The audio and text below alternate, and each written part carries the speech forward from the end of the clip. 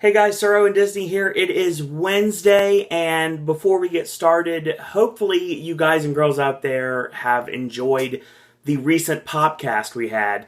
Of course, we had a great podcast talking about Elimination Chamber on Sunday that we put up on Monday. And yesterday, we had the archive of our WWE Raw podcast. Sorry about it going up a little bit later than normal and starting a little bit later than normal, but we had to allow for the time after the Stone Cold podcast with Paul Heyman was over. That's the reason why I went a little bit over the time that we were scheduled. So we set it for midnight, but it didn't necessarily go off at midnight. But no worries. So what we're going to do is we're going to put the two products I love talking about most of all back to back yet again. And we're going to talk NXT and Impact Wrestling.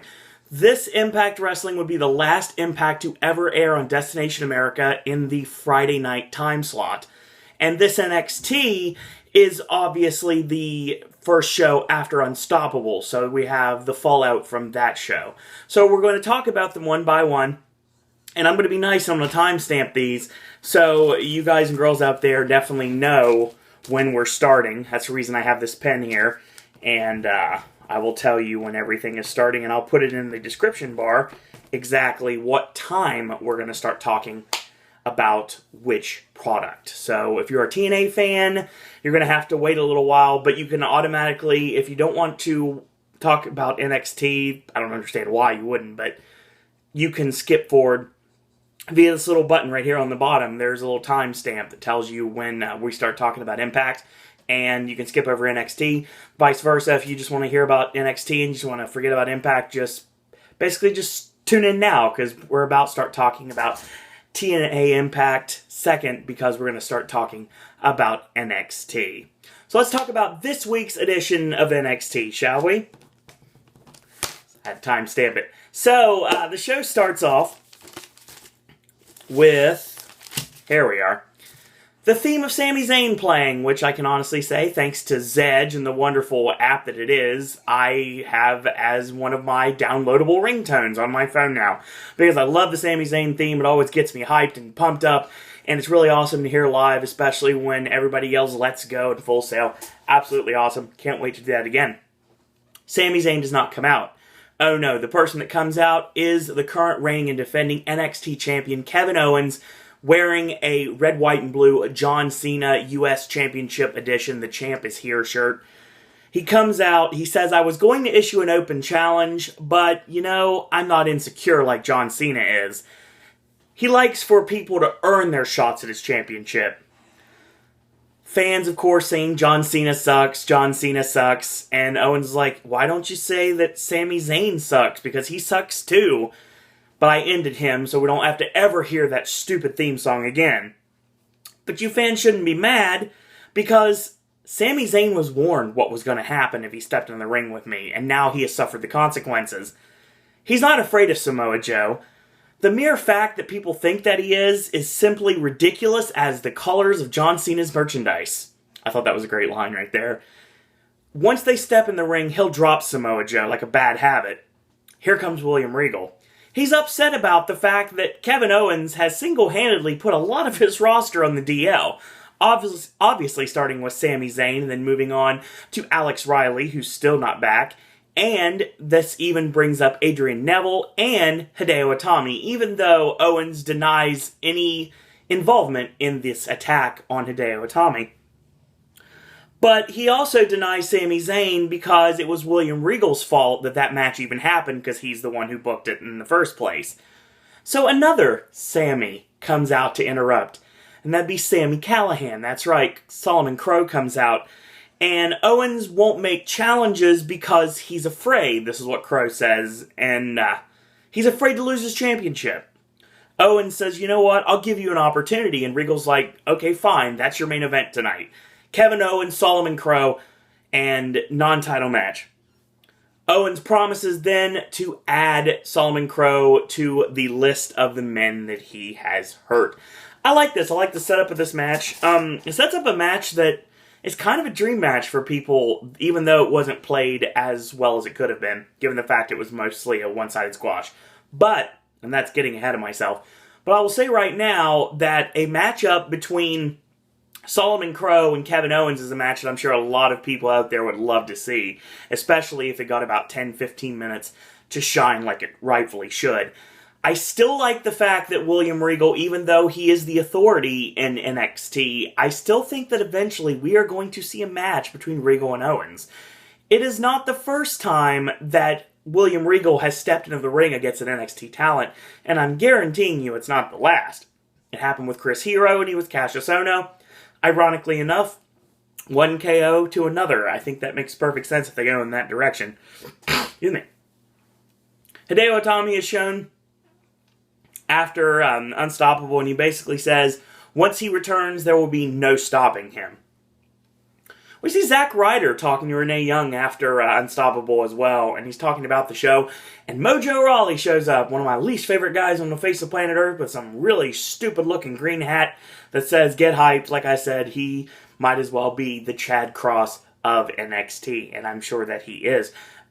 Shout to anybody that gets that reference. Anybody that would get that reference, probably not going to watch this video, but comedy for one is still comedy. Sinus is bothering me, my bad. Basically, there seems like they're building towards putting Zack Ryder and Mojo Rawley together in a team. First off, I don't like Mojo Rawley at all. I never have, never got into him. Secondly, Zack Ryder in NXT seems like something that should have been done a long time ago, and I think that Zack Ryder will flourish in NXT if that does happen. I do like the fact they're using him on the main roster a little bit more, and hopefully that'll continue for the next coming weeks leading up to Money in the Bank, which we don't have that long until anyway. So yeah, it's like next Monday on Raw is pretty much the go-home show to Money in the Bank. Every 2 weeks, there being a pay-per-view. I'm not really digging this. I don't think there's going to be one for the end of this month, because the show at the end of the month that would have been where the pay-per-view would have sat probably will not be, unless they change their minds last minute, which you never know. They could change their mind, but they've already set ticket prices to not pay-per-view levels, so yeah, I don't think they're going to change their mind at this point. We get Bayley versus Emma in the first match. Bayley comes out with her normal great reaction from the Full Sail crowd, really hypes up the crowd. And then we get the beginning of the Emma theme, and then it turns to this, like, evil version of the Emma theme. And I'm not gonna lie, I like evil Emma. Like, evil Emma is, like, hotter than regular Emma. I think that she puts on the vamp look. I think it works really well. And I don't like Dana Brooke, and I probably won't, at least for a long time, until she grows on me. Maybe she will, maybe she'll grow on me a good way, maybe she'll grow on me like a fungus, it just depends. But yeah, the collaboration of Dana Brooke and Emma, I don't mind it, I think it actually does work, and like I said, I like heel Emma, I like heel Emma a lot. So let's talk about the match, shall we? Emma utilizes Bayley's Deb ponytail, and when I say Deb ponytail, I'm not talking about the store that I'm pretty sure has went out of business. I'm talking about Deb from Napoleon Dynamite, because that's the only person that comes to mind with a side ponytail like that. So she beals her with a ponytail twice, and then she uses her ponytail to basically choke her on the bottom rope. Makes a cover, gets a near fall off of that, and Bayley ends up ramming her hard into the buckle, hits the shoulder tackles, and charging elbow, and the suplex in the middle rope, and she gets pulled off. Dragon screw leg whip into the Emma lock, and that's the end of the match. So Bayley's forced to submit. Emma wins. Match over. So Dana Brooke comes in and holds Bayley for the slap from Emma. Charlotte comes out. She starts pounding away on Emma after she decks Dana on the floor. And the numbers game is way too much. Emma slap, and then the Better Than You driver by Dana Brooke on Charlotte leaves her laying. And that's the end of that. Obviously, we're still building this Dana Brooke-Charlotte feud, and we're still building on Emma and Bayley. At this point, I think all four competitors could be viable contenders for Sasha Banks and the NXT Women's Championship, but I don't think this is the right time to pull that trigger, given the fact that there's a good possibility Charlotte may be on the main roster as early as next month, if not sooner than that, because it seems like they're really rushing to get her out on the main roster as soon as possible. And that's where she should be. We get Baron Corbin in the back. He's kind of sitting pretty, given the fact that he beat Rhino pretty handily. But Rhino shows up and is like, you know what?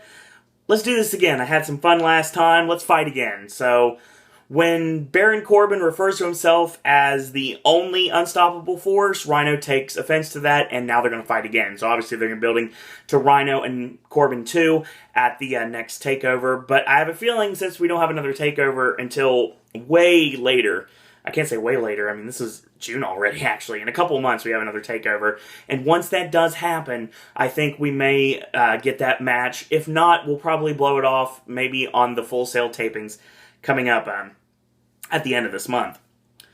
So Becky Lynch is a great video package as always, showcasing her new babyface style and her Made in Ireland new Last Kicker shirt that got a lot of heat that we talked about on the Raw Popcast a couple weeks ago. So we pick up our next match, and it is Blake and Murphy in a non-title match against the team of Elias Sampson and Mike Rawless. Rawless, R-A-L-L-I-S, not Rollins. I know there's no Chiron to tell you exactly who it is, but Mike Rawless is a former University of Minnesota football player. He was a linebacker, and he was on the main roster as a character named Dig, and apparently that never made it to NXT television, just worked the house show circuits, and now he's working with Elias Sampson. First off, Blake and Murphy are touted with their new valet, Alexa Bliss, and my god, Alexa Bliss looks absolutely stunning in red. She's evil, she's got the red highlights in her hair, she's like an evil fairy, and just like, yeah, just I'm not going to say any more than that, because obviously this is a family show, so, or at least as far as it can be. And she's got red tips, she has purple tips, like purple, like dark purple, kind of like blackish tips. She looks great. In my notes, I literally wrote super hot with an exclamation point. We got a We On Enzo chant, of course, and Blake and Murphy cut the ring off on Rawless until he finally tags out to Elias Sampson. He comes out like a house of fire, and yeah, me of all people should know he's a Samson, not a Simpson, but there is only one Samson, and that is the Jock. Anyway, clothesline, back elbow, drop kick to Murphy, and he ducks the right hand into a discus punch, channeling the late, great Kerry Von Erich there, the tornado punch to Wesley Blake, and Buddy Murphy comes in with a leg lariat, stops anything right dead in its tracks, he hits the brainbuster, tag in to Blake, who hits the frog splash, the Los Gringos Locos finish, and they get the 3 count. Match over. After it's all said and done, Blake and Murphy hold Samson on the canvas for Alexa Bliss to hit the sparkle splash. I like this. The match wasn't great, but, like, I don't know. Just like with Emma, Alexa Bliss was even more attractive when she's evil. Like, sometimes bad girls work. Not always, but sometimes bad girls work. But then again, I liked Alexa Bliss when she was a babyface, so I guess it's just the girl's personality, I guess. So, Alexa is basically talking down to Devin Taylor in the back, and then she runs down Carmella and calls Staten Island a dump, and the fact that next week Carmella is going to get sent back to the dump that she came from. So officially it's announced that we get Alexa Bliss and Carmella this coming week on NXT, which actually should be airing, unless you watch this super early, will be airing later tonight on the WWE Network. We get Finn Balor in action. He has a one-sided matchup against Ty Dillinger. And you can say what you want about Ty Dillinger, but Kevin Owens, in a radio interview over the weekend, actually put him over handily and said that he's going to be big in NXT. And the former Shawn or Gavin Spears, depending on how you want to look at it, is very, very capable in the ring. And I think this match worked really well. Midway through the match is when it picks up, but let's talk about from the beginning here. So the sunset roll through into the front drop kick from Finn Balor, and he locks on the side choke, does Ty Dillinger. Kind of like a standing version of the Anaconda Vice, but not quite. I guess you could say Samuel Shaw kind of used this choke. It's like a judo choke, basically. So Ty gets elbowed out, and Finn starts his flurry, the forearm, the chop in the corner, and the hesitation drop kick while he's in the side of the head. Not necessarily how Neville does it, but he kind of hits it from a different point of view. He sets up reverse Bloody Sunday, which gets countered, boot in by Dillinger, comes off the ropes, gets nailed with a sling blade, shotgun dropkick, heads up top, coup de grace, 1, 2, 3. Finn Balor still remains the number 1 contender to Kevin Owens in the NXT Championship. And this match was really fine for me. I hope that they pull the trigger on Ty Dillinger. He's done this great gimmick, this perfect 10 gimmick, where he's basically like rating the matches and holding up signs that basically say what the match rating was. It's like the Dave Meltzer of NXT. Yeah, I know Aaron won't like that comment, but still, I like the gimmick for Ty Dillinger, and once it goes to television, I think it's going to be glorious. We get my good friend Greg Hamilton, and he is in the back talking to Jason Jordan. Jordan is kind of at a crossroads, not sure exactly where he's going to go next, but he has a game plan, and the game plan is to find a partner. And at this moment, we see Chad Gable show up, and he's got the white Gable towel, and he puts over his wrestling acumen, and Gable basically says, you need me to be your partner. So, we don't have the Shoot Nation, but we are transitioning to members from it, joining the NXT televised matches, and I think that Jason Jordan and Chad Gable are going to make a very capable tag team in the NXT tag team division throughout the rest of 2015. Main event time, Kevin Owens and Solomon Crowe. I'd love to see this match get like 10-15 minutes. Obviously, it didn't. Match pretty much starts like all Kevin Owens matches start. He leaves at the bell to break up any momentum that any superstar has from coming out the curtain. Owens beats down Crowe. The fans start chanting, get the stretcher. And Crowe heads up top, gets shoved to the floor. We come back from commercial break. He locks on the chin lock, does Owens, and he's trash-talking while locking in the chin lock, cinching it in every second he can. So he stomps away on Crowe after he fights out of the chin lock, and he starts pounding away, and he yells, that's why I'm the champ. We toss him to the floor. Crowe gets back in at 9. He's like, you again. So he grabs him and tosses him to the opposite side, and this time Crowe gets back in, but he lands on the ring apron, and a high kick from Solomon Crowe.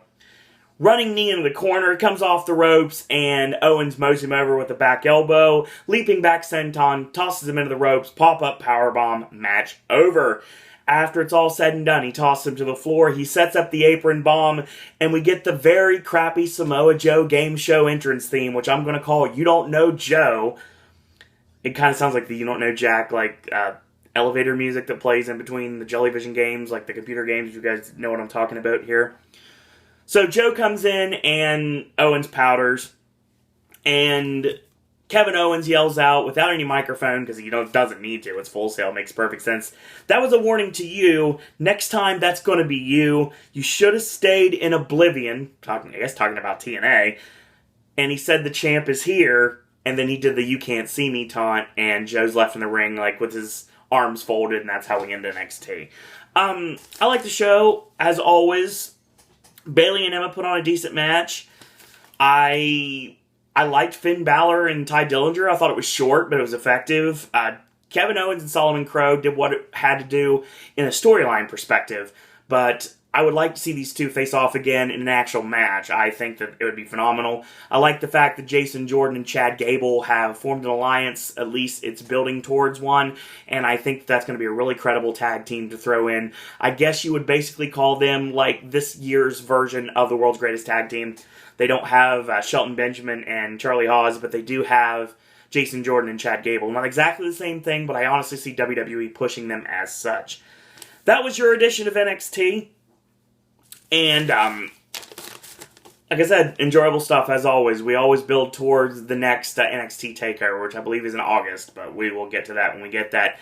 And, I'm trying not to talk about what happened on Raw, but I will mention right now, if you did not see Kevin Owens and John Cena at Elimination Chamber, no matter how you have to watch it, find a way to see that match and see it soon. It is a match of the year candidate without a doubt, and really further solidified why Kevin Owens is now officially on the main roster of WWE.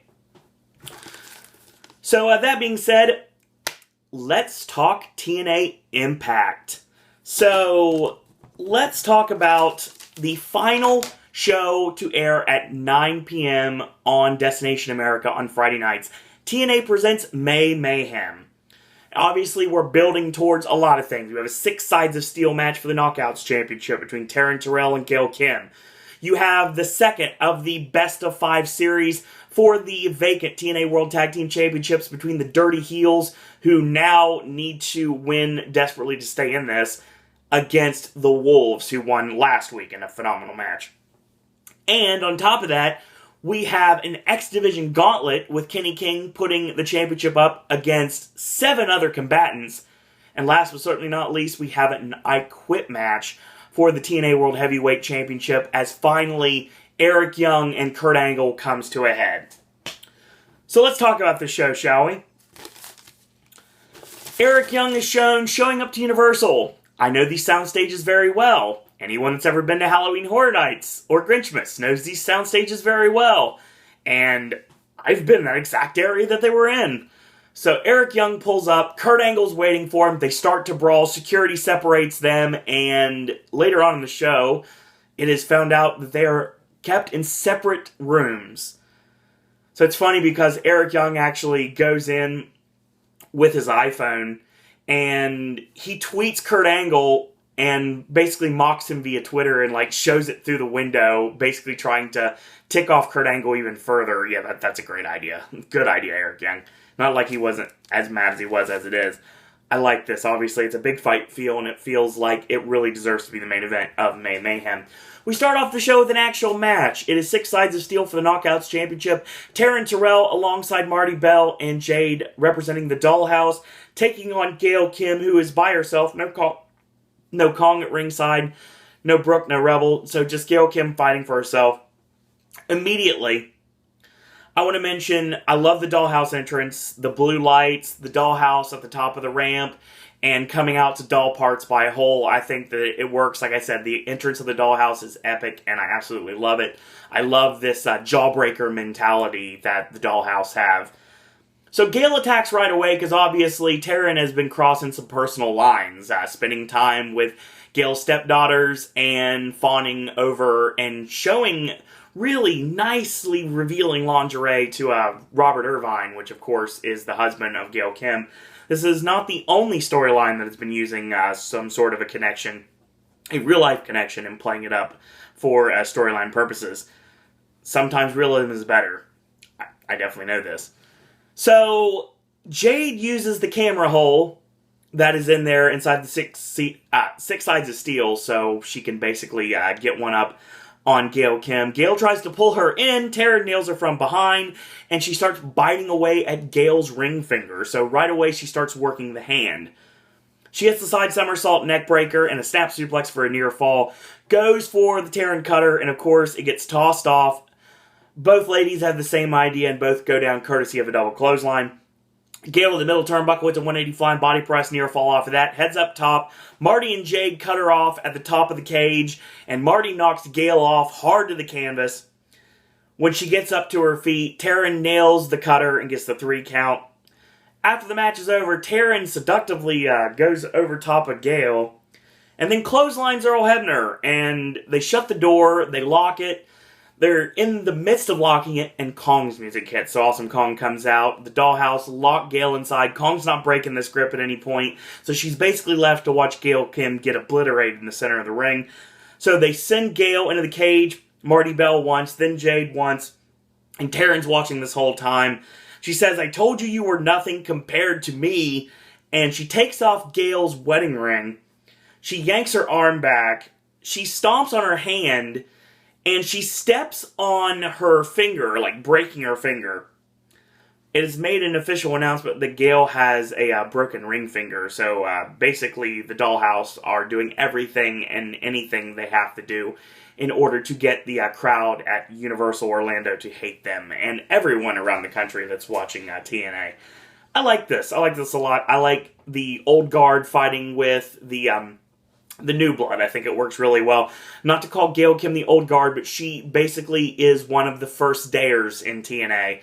Not necessarily one of the... She wasn't there from the beginning, but she's been there very early on in the company's history. She got out of WWE and went back to TNA. Went to TNA, it worked perfectly, because Gail Kim in TNA has just completely, rejuvenated her career, without a doubt. She wasn't bored in nowhere matches on Raw. She basically was able to showcase her wrestling ability. And Taryn Terrell, I mean, you can say what you want about her, but she's a triple threat. She's decent on the mic. She's gorgeous. She can work. She's a stunt woman, so she's not afraid to take risks. And these gimmick matches actually make sense. So, yeah, I really like this a lot.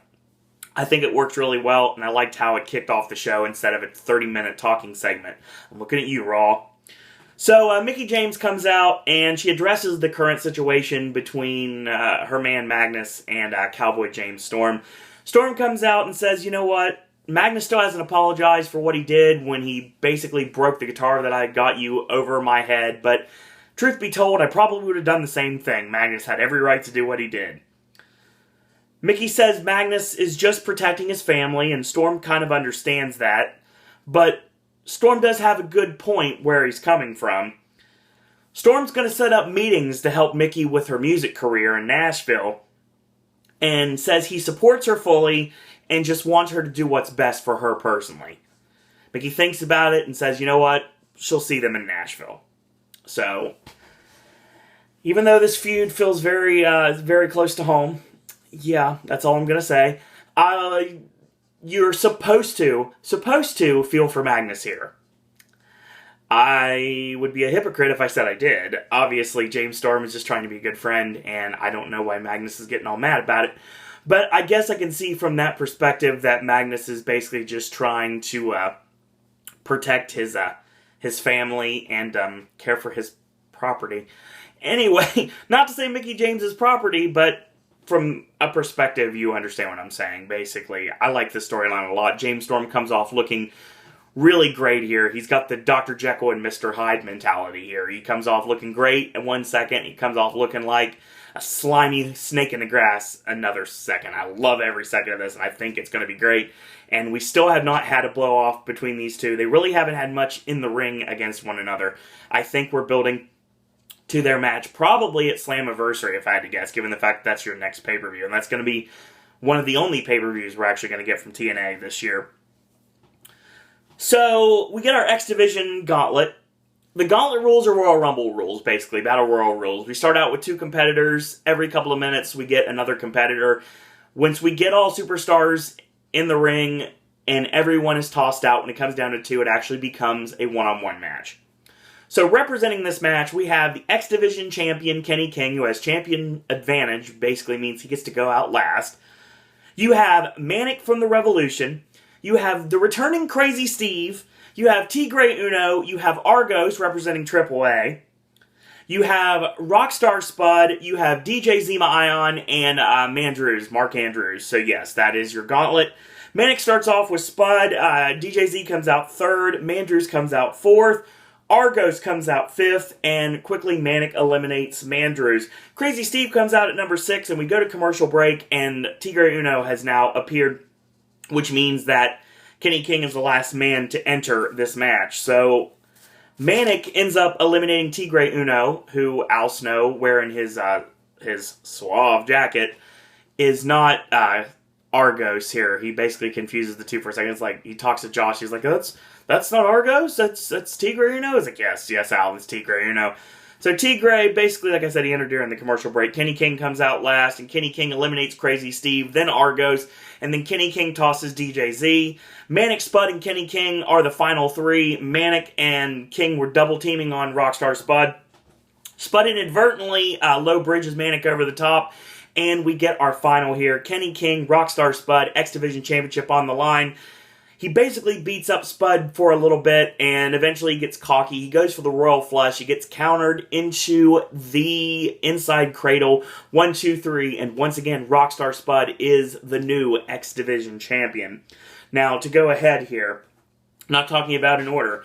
Later on in the show, it's basically asked to Rockstar Spud if he's going to utilize Option C. Given the fact Destination X is coming up, and during Destination X, there is a unique opportunity for the X Division Champion to cash in his championship for a shot at the TNA World Heavyweight Championship. And next week, as in tonight, we will find out exactly what Rockstar Spud's choice will be. Let's talk about our next match. The second in the Best of 5 series to crown the brand new TNA World Tag Team Champions. The Wolves went up last week, and they are taking on the Dirty Heels. Obviously, Bobby Roode and Austin Aries immediately go after the Wolves when Roode tosses Aries, heat-seeking missile to Eddie Edwards at the bell.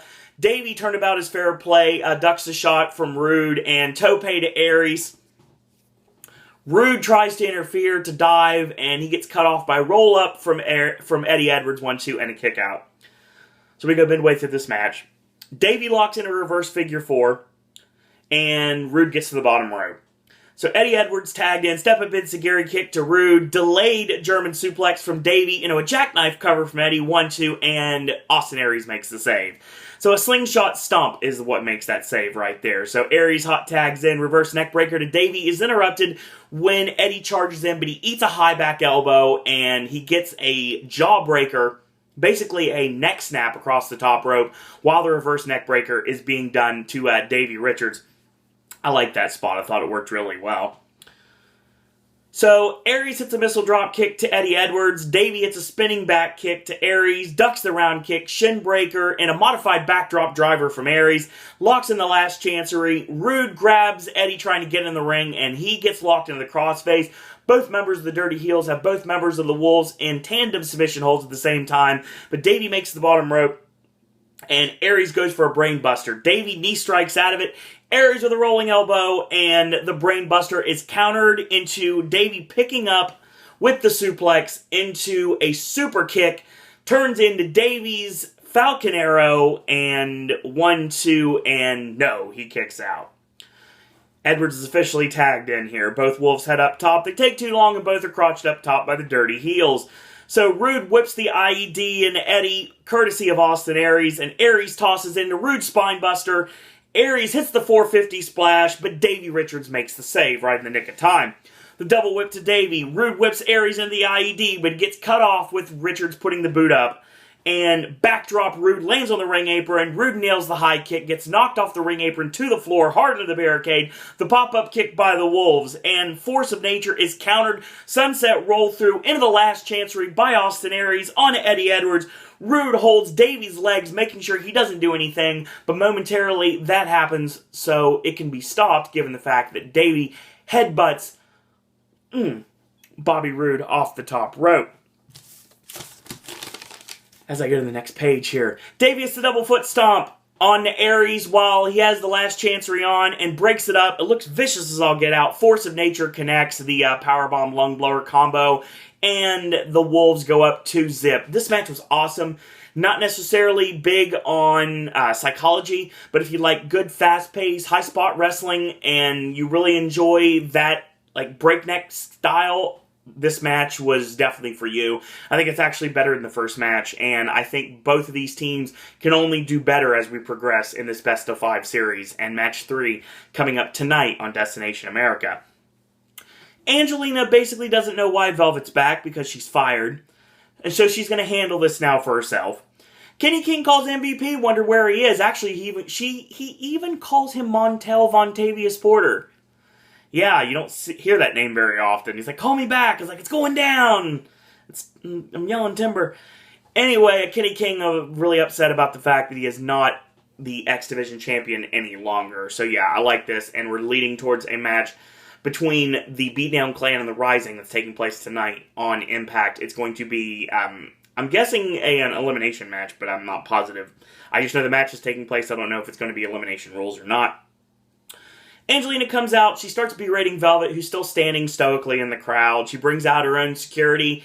It's her security, so I guess it says Angelina Security on the back of their shirts. Says, you don't work here anymore. You got fired, you freak. I don't know why she's calling her a freak, but okay, sure.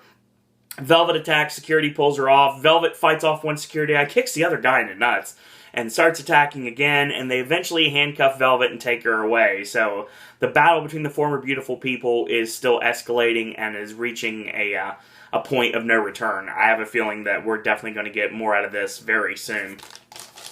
And that's how it should go. I like Velvet being back in TNA. I think it works. I like the new look of Velvet, like the biker chick look for Velvet. I think it works really well. So, Mr. Anderson wanted Ethan Carter III all to himself. He wants to face him one-on-one without any interference from Tyrus, because he always has to deal with Tyrus. So he built a cage so Tyrus can enter the cage. So we get our next match, semi-main event. Mr. Anderson against Ethan Carter III, and right away, Tyrus attacks, and eventually, about 4 minutes in, EC3 gets tossed into Tyrus. So Anderson grabs a steel chair, and he starts nailing him in the hands to break his grip from grabbing the cage. And then he hits him in the back, and he hits him in the ribs. And then finally, they lock the door, and Tyrus is put away. So now EC3 has to go at it by himself. Anderson comes in with 2 clotheslines, a back elbow, spinning neck breaker, and he goes for the Finley roll, but he gets countered by EC3, charges in, eats the back elbow, and Carter nailed with a power slam, 1-2, and a kick out. So 2 high-velocity whips and a high back body drop on EC3 gets a near fall. And by near fall, I mean really near fall because it was only a 1 count. Anderson heads up top, gets crotched up top, and EC3 turns it into the TKO, 1-2, and a kick out. So he charges in, mocks Sting, of course, because he beat the Stinger, so he's allowed to take his Stinger splash, and that's exactly what he does. Goes for the 1%er, he gets countered. The Finley roll does connect this time. Heads up top for the Lambeau leap. And 1-2, and EC3 again kicks out. He's on the ropes at this point. Like, not literally, but figuratively, he's on the ropes at this point. So he sets up for the mic check. Carter elbows out of it, hits the mic check, finally does connect 1-2, and a kick out. Anderson's beside himself. What does he have to do to put EC3 away? Goes for the mic check again. Anderson basically gets countered, goes for an elbow, ducked, 1%er, 1-2-3, and EC3 wins clean in the center of the ring. Match over, Anderson extends his hand, and Carter slaps it away. No code of honor between EC3 and Mr. Anderson. I think this is over between these two, honestly. EC3 moving on to bigger and better things, and like I said, he will be TNA World Heavyweight Champion, justifiably so, before the end of 2015, and that's how it should be. Main event time, it is for the TNA World Heavyweight Championship I Quit match. It is Kurt Angle defending against Eric Young. So security escort them to the ring as JB makes the introductions, and right as the bell sound, they just rip into each other right away.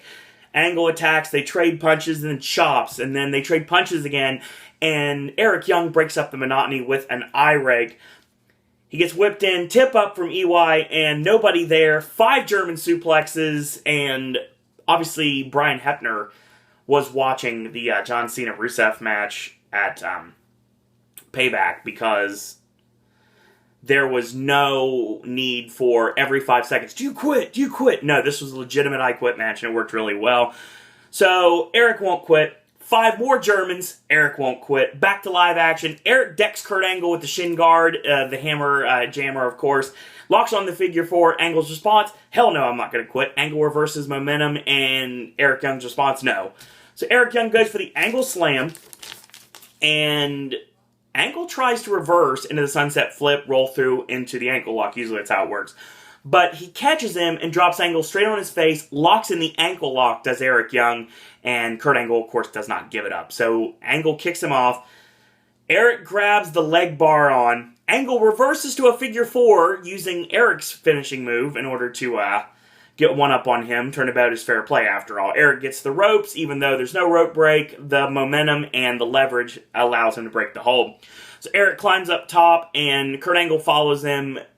Angle gets bitten, and a front drop kick off the top is countered into the ankle lock, and he taps out. This is an I Quit match. This is not a submission match. So the match isn't over. But Angle basically breaks the hold. He's like, I won, and everything, and this allows Eric Young to low blow Kurt Angle. Hits the pile driver, and he asks him if he quits. Nope. He says, give up, Angle, and I won't break your neck. And Angle's like, kiss my ass. And everybody's like, yeah. Because Kurt Angle curses is always entertaining. Eric sets up a cradle pile driver, which is interesting, because only Jerry Lynn usually breaks that out. Lance Storm occasionally, but that's another story. I guess it's the Canadian thing. I think it works. So Angle backdrops out of it, into the sunset, roll through, and ankle lock is applied. He grapevines the leg, and Eric Young's like, I quit. And clean as a sheet, Kurt Angle defeats Eric Young in the main event of May Mayhem. I really enjoyed this a lot. I really like the fact that now both of them can move on. Obviously, Kurt Angle is going to move on to Ethan Carter III, if I had to guess. And it sounds like Eric Young's moving on to Bobby Lashley, because that's the match that was actually announced coming up for Impact tonight. So, what did I like on this show? Basically, I'll say the 6 Sides of Steel match was decent for what it was. A lot better than the match we saw on Sunday at Elimination Chamber, that's for damn sure. The X Division Gauntlet, it was okay. It was alright for what it was. I really like the storyline with Mickie James, Magnus, and James Storm, this triangle. I really love this in every way possible. Not just because I can identify with it, I just like the way it's going at this point.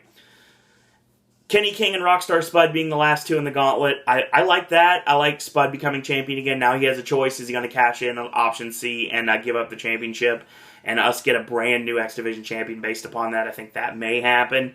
The Dirty Heels and the Wolves. I like this match. Phenomenal. Absolutely great match between these two. Great chemistry between these four men.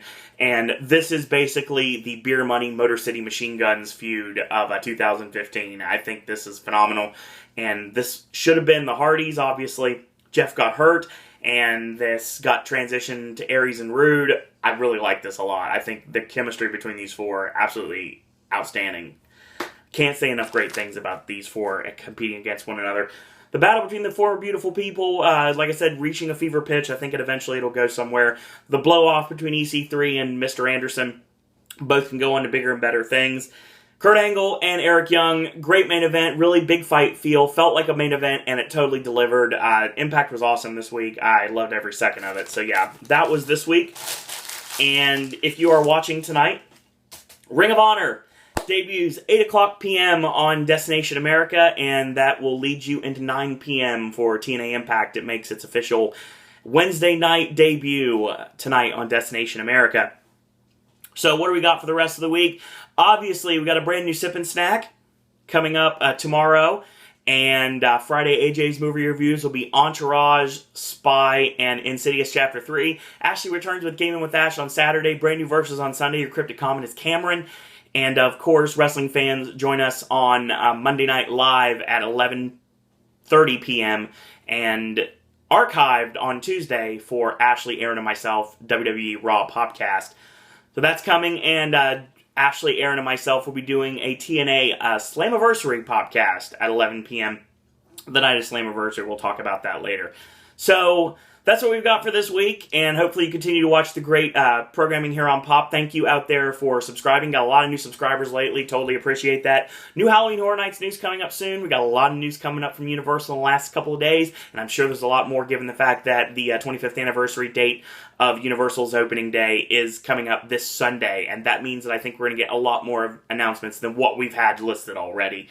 It's just the best is yet to come. Halloween Horror Nights news coming very soon.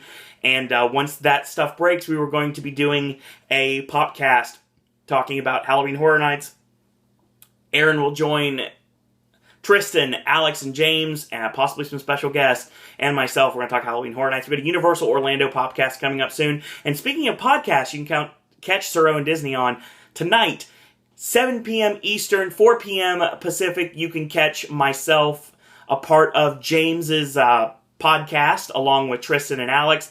Here, the four of us talk Halloween Horror Nights, and on both coasts, and that's going to be tonight. I will give you guys a link in my Twitter, and you can follow me on Twitter at Suro and Disney if you'd like to check that out. While you're there, you can check out my other social media networks. You have Facebook, of course. It is Owen Disney. While you're at Facebook, go ahead, click like on our Facebook fan page. It only takes a second. Suro Disney Pop or Suro and Disney and Pop, you want to search for it. And last but certainly not least, if you have ideas for the regular segments on Pop, if you would like to become a popcaster, or if you are a theme park or wrestling podcast would like me to be a part of your show, then send me an email, suroanddisney@gmail.com. So in the meantime, I want to thank you guys and girls out there for watching, and until tomorrow, boys and girls, that's all I got to say about that.